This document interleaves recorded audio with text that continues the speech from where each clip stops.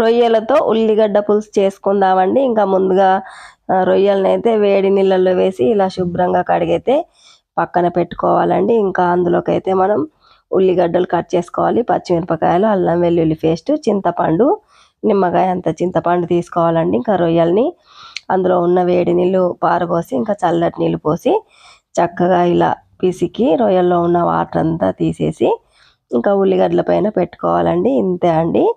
ఇంకా స్టవ్ పైన ఒక గంజు పెట్టుకొని సరిపడంత ఆయిల్ వేసి వేడెక్కిన తర్వాత పచ్చిమిరపకాయలు, అల్లం వెల్లుల్లి పేస్టు, పసుపు వేసి చక్కగా ఫ్రై చేసుకోవాలండి. ఇంకా అవి వేగిపోయిన తర్వాత ఇంకా ఉల్లిగడ్డలు, రొయ్యలు రెండు కలిపి ఒకేసారి వేయాలండి.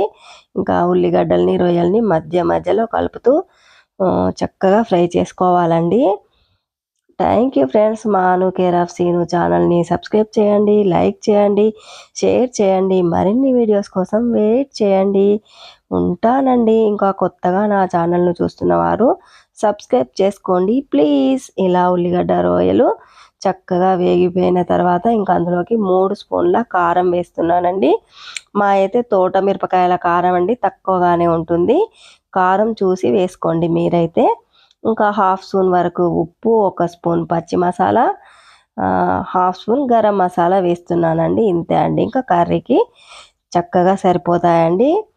ఇంకా ఉల్లిగడ్డలు, రొయ్యలు ఫ్రై కాగానే అందులో ఇది వేసి మరో 2 నిమిషాల పాటు వేయించితే 2 రకాల కూరలు రెడీ అయిపోతాయండి. ఒకే వంటకంతో 2 రకాలు ఇలాగే తీసేసుకుంటే ఉల్లిగడ్డ రొయ్యల ఫ్రై అవుతుందండి.